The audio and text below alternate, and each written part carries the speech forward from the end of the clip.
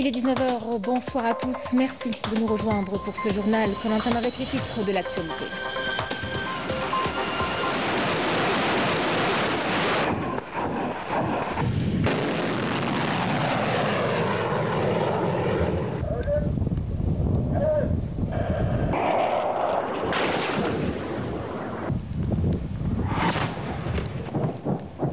Deuxième jour de la visite du général d'armée, ministre délégué auprès du ministre de la Défense nationale, chef d'état-major de l'ANP en 3e région militaire. Saïd Chengriha a supervisé l'exécution d'un exercice tactique avec munitions réelles.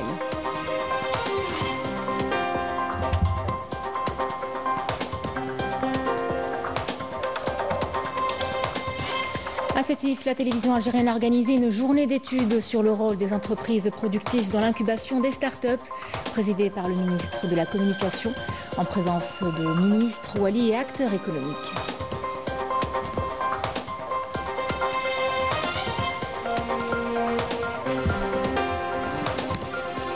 Nous irons par la suite à Nouakchott qui accueille la 7e édition de la foire des produits algériens, un rendez-vous qui valorise le savoir-faire national dans des secteurs clés.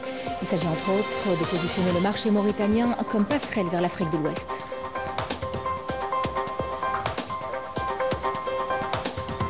Clôture des travaux des assemblées annuelles de la Banque islamique de développement. Plus de 70 accords ont été signés.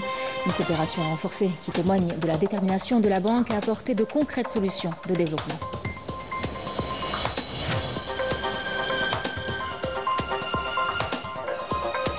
Le Maroc continue de franchir des lignes rouges dans sa politique de normalisation avec l'entité sioniste. Le Marzan déroule le tapis rouge à une armée accusée de crimes de guerre. Les détails dans quelques instants.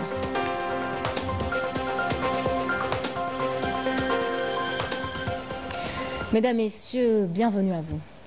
Au deuxième jour de sa visite en 3e région militaire, dans le cadre du suivi des programmes de préparation au titre de l'année 2024-2025, le général d'armée Saïd Chengriha, ministre délégué auprès du ministre de la Défense nationale, chef d'état-major de l'armée nationale populaire, a supervisé aujourd'hui l'exécution d'un exercice tactique avec munitions réelles intitulé Al-Hisn Al-Mani' 2025, exécuté par les unités du secteur opérationnel sud de Tindouf, soutenu par des unités des différentes forces et armes. Yanis El-Belkacem.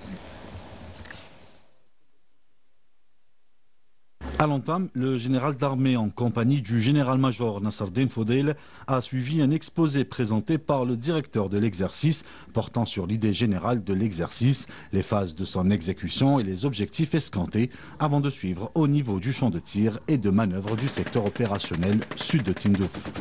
Le déroulement des actions de combat exécutées par les unités concernées, exécutées avec professionnalisme et un niveau tactique et opérationnel élevé, traduisent ainsi les grandes capacités opérationnelles du staff et des commandements à tous les échelons.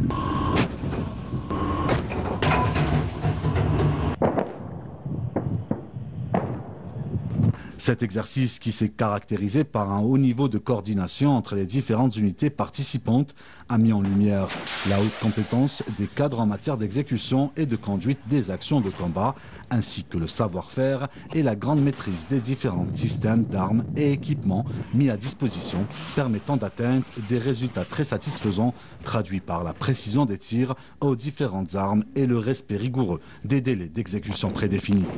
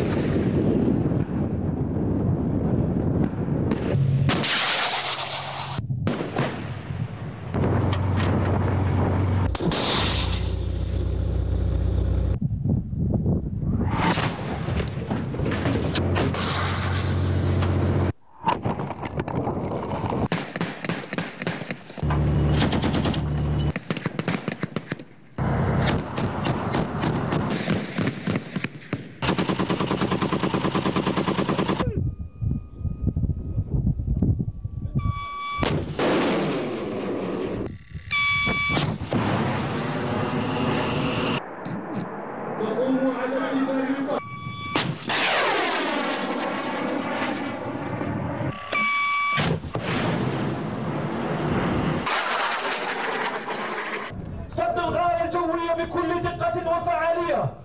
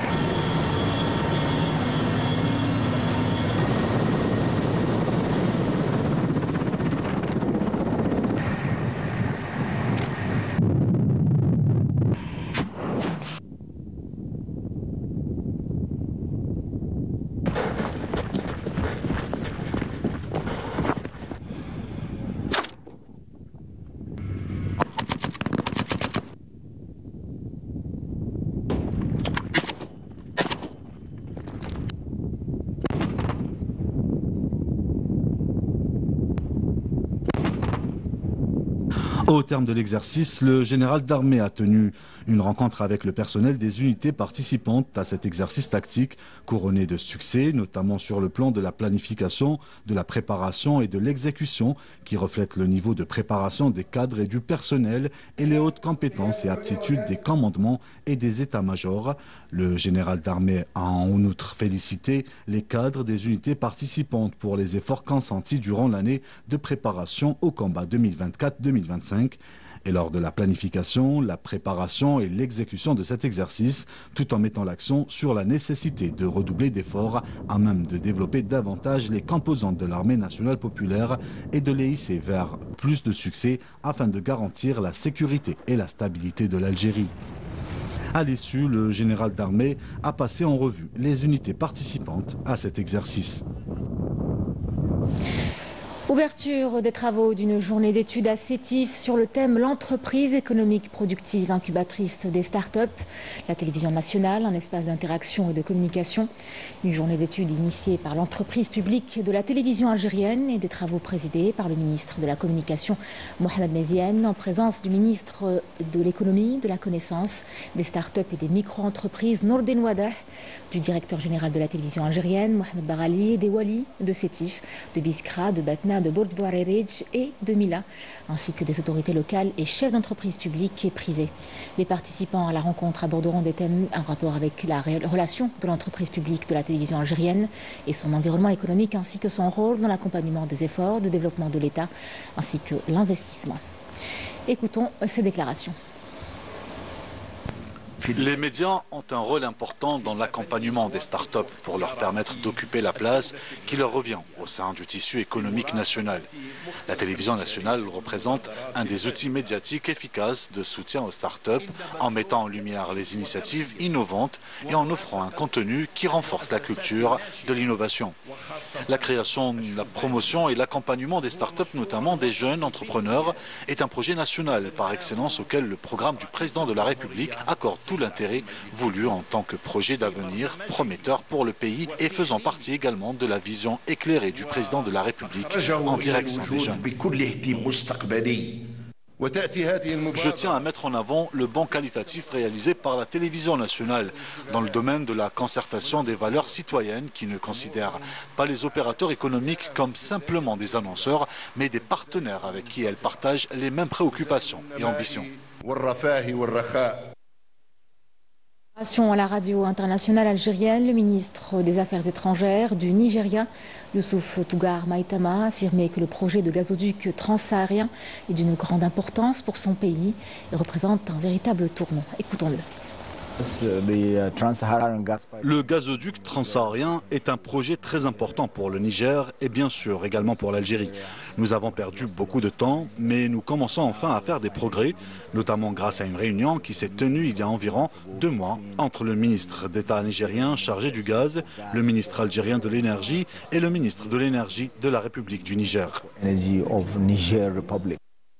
Cap sur Nouakchott, où les couleurs de l'Algérie sont à l'honneur. La capitale mauritanienne accueille la 7e édition de la foire des produits algériens. Un rendez-vous majeur qui rassemble près de 200 participants. L'événement valorise le savoir-faire national dans des secteurs phares comme l'industrie, le textile, l'énergie ou encore l'agroalimentaire. Et puis au-delà de l'exposition, il s'agit de renforcer les échanges entre l'Algérie et la Mauritanie et de positionner le marché mauritanien comme passerelle vers l'Afrique de l'Ouest. Un conseil d'hommes d'affaires algéro-mauritaniens est également prévu en marge de cette foire. Clôture après 4 jours de travaux des assemblées annuelles de la Banque islamique de développement, des ateliers qui se sont déroulés au CIC d'Alger et des travaux couronnés par la signature de plus de 70 accords avec 26 États membres et plusieurs institutions régionales d'une valeur de près de 5 milliards de dollars. Une coopération renforcée qui témoigne de la détermination de la banque à apporter des solutions de développement concrètes à fort impact. Yemna Saïdi pour la couverture. La coopération entre les pays membres de la Banque islamique de développement joue un rôle clé dans la construction d'un développement durable.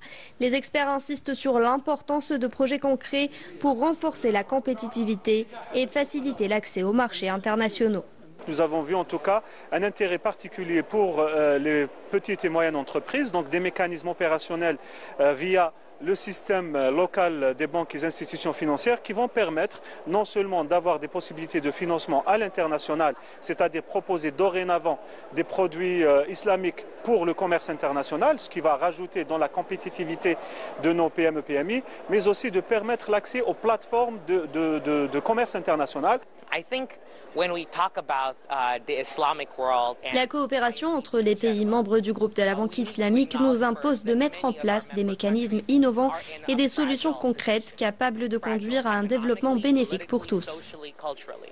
L'Algérie, membre actif de la banque, joue un rôle clé dans cette dynamique. Avec ses nombreux atouts, elle se positionne comme une destination d'investissement stratégique au sein de la région. En Algérie, nous avons des relations très étroites donc, avec une société d'assurance qui est la CAGEX. Et on a aussi établi des relations très fortes avec des sociétés qui opèrent dans le secteur pharmaceutique et le secteur de la sidérurgie. Pour moi, le plus important, c'est de forger donc, des partenariats pour aider à promouvoir les exportations de l'Algérie, promouvoir les investissements algériens et aussi donc, attirer donc, les investissements vers l'Algérie. Nous avons déjà les partenariats, mais nous avons pu approfondir par exemple avec les AOCAP du Sénégal et ceux qui étaient représentés ici et les guichets de l'APIF, de la BID, pour approfondir et dénouer certains points de blocage qui empêchent notre projet d'avancer. Je vais quand même terminer pour vraiment adresser mes chaleureuses félicitations à l'Algérie. Ce n'est pas la première réunion annuelle que j'assiste, mais celle-là restera dans ma mémoire. Face aux défis communs, le partenariat entre les pays membres apparaît comme un choix stratégique. Objectif, construire une économie solide fondée sur la complémentarité, la solidarité et l'intérêt mutuel. L'Algérie prend part au séminaire annuel du comité spécial de décolonisation de l'ONU aux côtés de plusieurs pays africains, latino-américains et asiatiques. Réunis au Timor-Leste, les participants examinent la situation de 17 territoires non autonomes. Et la question du Sahara occidental figure parmi les dossiers centraux discutés lors de ce séminaire. La délégation algérienne a en tout cas réaffirmé son soutien aux droits des peuples à l'autodétermination et plaidé pour l'achèvement du processus de décolonisation. Sami Al-Kadim. Revêtant une symbolique particulière de par sa tenue dans un pays récemment décolonisé, l'édition de cette année du séminaire annuel du comité spécial de décolonisation, auquel prend part une délégation algérienne, se tient à Dili, la capitale de Timor-Leste.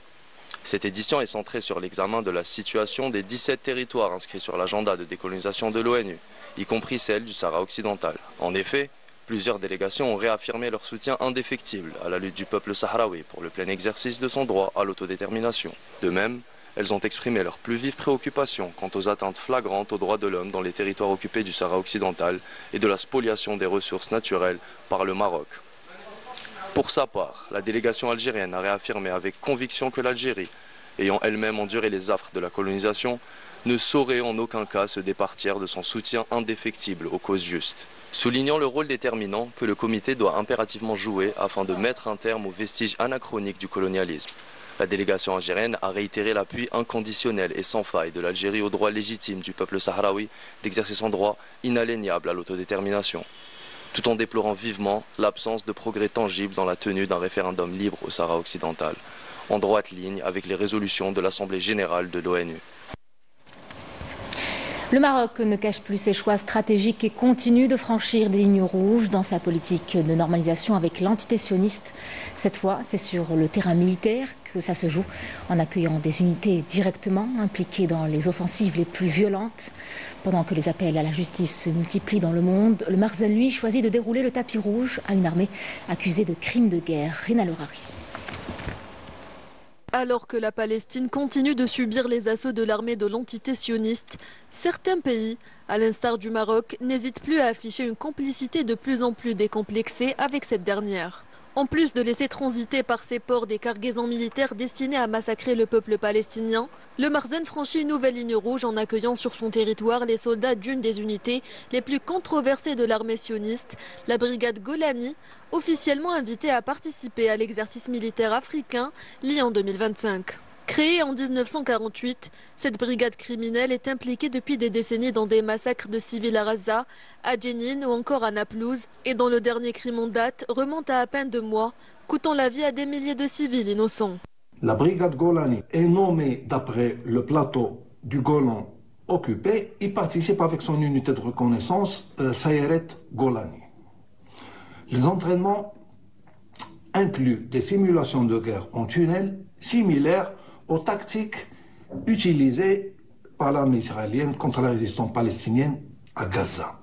Des ONG palestiniennes ont qualifié cet accueil de violation des engagements envers la cause palestinienne. Implication dans le massacre de Rafah le 23 mars 2025.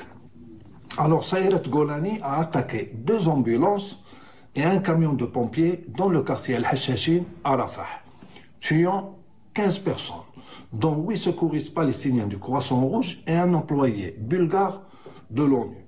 Une telle normalisation militaire dépasse largement le cadre diplomatique. C'est un signal politique fort, celui d'une légitimation, voire blanchiment militaire d'une entité accusée de violation grave du droit international, installant Rabat dans une posture de complicité assumée avec une armée accusée de crimes de guerre. Cette opération, en réalité, est une véritable insulte faite au peuple palestinien. Alors que le génocide à Gaza se poursuit maintenant depuis près de 600 jours, qu'une situation humanitaire dramatique est à déplorer. Les Nations Unies ont révélé récemment que près de 40 000 enfants pourraient mourir de la famine si l'aide humanitaire n'était pas affrétée rapidement. Voir une telle démonstration militaire entre, d'un côté, l'entité sioniste ou le régime réactionnaire marocain doit nous rappeler qu'il n'y a rien à attendre de ces États, mais que nous devons nous mobiliser pour réaffirmer notre solidarité avec la résistance du peuple palestinien dans son combat contre le génocide en cours, mais surtout pour sa libération et celle de sa terre, de la mer au Jourdain. À l'heure où les appels à la justice et à la fin de l'impunité se multiplient, la décision du Marzen à accueillir des militaires sionistes fait de lui un acteur en contradiction totale avec les principes de solidarité envers les peuples opprimés. C'est une candidature qui fait grincer des dents. Le Maroc postule pour le prix Nelson Mandela des Nations Unies, une distinction censée honorer ceux qui ont dédié leur vie aux droits humains et à la justice.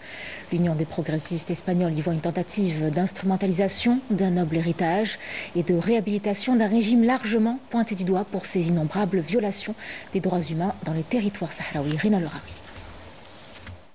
C'est sans vergogne que le Maroc postule pour décrocher le prix Nelson Mandela, un prix attribué par les Nations Unies pour récompenser ceux qui consacrent leur vie au service de l'humanité. La candidature marocaine a suscité un tollé au sein de l'Union progressiste espagnole des procureurs UPF, qui dénonce une tentative manifeste de réhabiliter un régime accusé de graves violations des droits fondamentaux. Cette organisation judiciaire a fustigé une démarche perçue comme une trahison des idéaux portés par Nelson Mandela, figure emblématique de la lutte contre l'apartheid, l'injustice et le colonialisme. Pour l'UPF, l'éventuelle attribution d'une telle reconnaissance à un État encore engagé dans une occupation militaire d'un territoire non autonome, en référence au Sahara occidental, revient à insulter la mémoire des peuples encore sous le joug colonial. Selon l'UPF, le Maroc ne peut prétendre à un prix symbolisant la justice et la liberté alors qu'il est accusé de graves violations et atteintes aux libertés fondamentales dans les territoires sahraouis. Arrestations arbitraires, répression des voix sahraouis, torture de prisonniers politiques et pillage des ressources naturelles. Pour Pour les magistrats espagnols, cette nomination dépasse la simple reconnaissance symbolique. Elle est perçue comme une tentative du Makhzen d'instrumentaliser l'héritage de Mandela à des fins de légitimation politique, au mépris du droit international humanitaire. Soutenant que le Maroc opprime un peuple sans défense et étouffe toute voix dissidente et se vante même de le faire. L'UPF a dénoncé l'utilisation par le Maroc des Nations Unies et de l'héritage de Mandela dans une campagne publicitaire pour redorer son blason, affirmant que la conduite du Makhzen est un scandale majeur qui ne peut être toléré et que dans de telles conditions, le Maroc ne peut prétendre à cette distinction.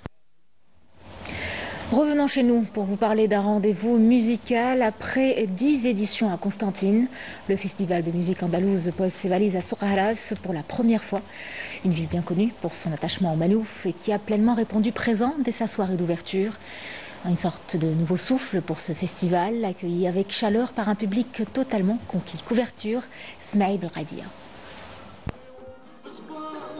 C'est une première à Souk Ahras qui accueille la 11e édition du Festival de la musique andalouse, baptisé au nom de Ahmed Tifachi, natif de la région et figure historique et scientifique de la ville.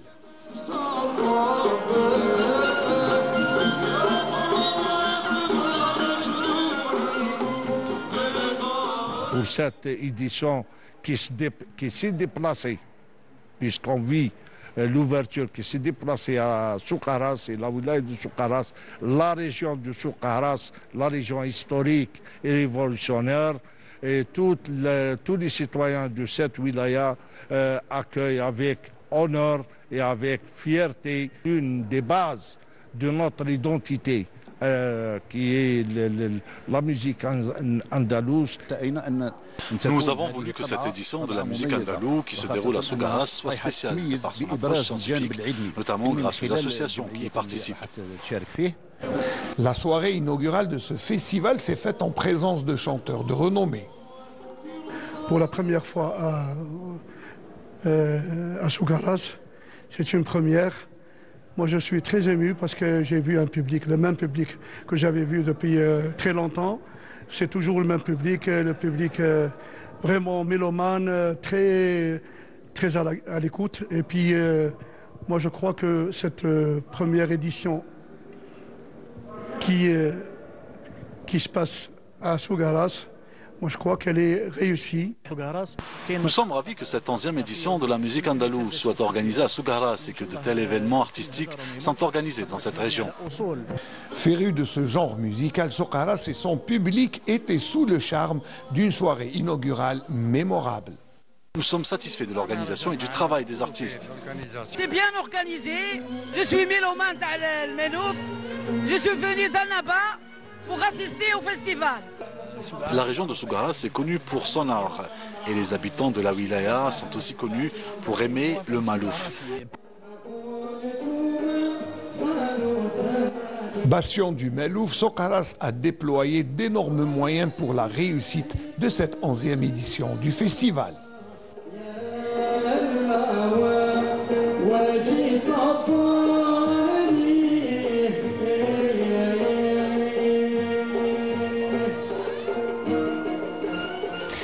Un nouveau rendez-vous pour le trail Azrout Hor dans la commune d'Iferhounen.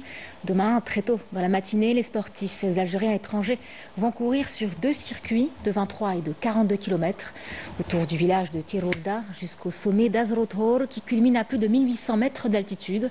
Et pour en parler davantage, nous avons avec nous Badea Marni qui est avec nous de Tizi Ouzou. Badea, bonsoir. Alors qu'est-ce que vous pouvez nous dire puisque nous sommes tout de même à la veille de cet événement?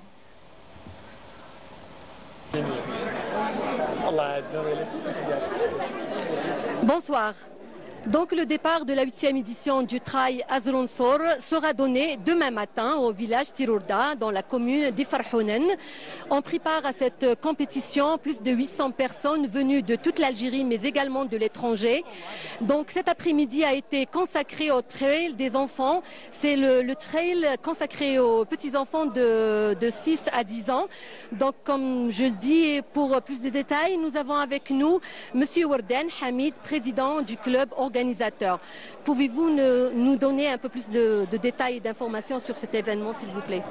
Bonsoir tout le monde. Donc, comme vous l'avez vu, on a On a aujourd'hui fait le coup d'envoi de cette grande fête du trail avec le Kids Trail. Justement, c'est consacré aux enfants du village de Tirourda et des villages de la commune de Farhounen. Donc, suivi d'une course féminine pour les femmes du village de Tirourda dont vous voyez, c'est très bien passé. Et là, on se prépare justement pour donner le coup d'envoi pour demain de cette 8e édition du Trail Azrontor qui voit justement, comme vous le disiez, 853 participants venus de un peu plus de 28 wilayas d'Algérie et même d'ailleurs, puisqu'on reçoit cette année 14 nationalités, 14 pays étrangers et répartis, donc les 853 sont répartis sur les 2 parcours. On a un 23 km qui voit la participation de 850 participants et le 42 km qui est un parcours plus technique réservé aux athlètes confirmés dont on a recensé 172 participants. Voilà. Merci beaucoup alors pour tous ces détails. Donc, dans les prochaines éditions, nous aurons notre reportage. Un trail donc qui débutera demain matin, très tôt dans la matinée, comme on le disait, dans les coups de 7h30 du matin. Badé Amarni, merci à vous. On vous retrouvera normalement lors de nos prochaines éditions. C'est la fin de ce journal. Merci à vous de l'avoir suivi. Je vous souhaite une excellente soirée avec la suite de nos programmes sur Canal Algérie. Puis je vous retrouve demain pour l'édition de 19h.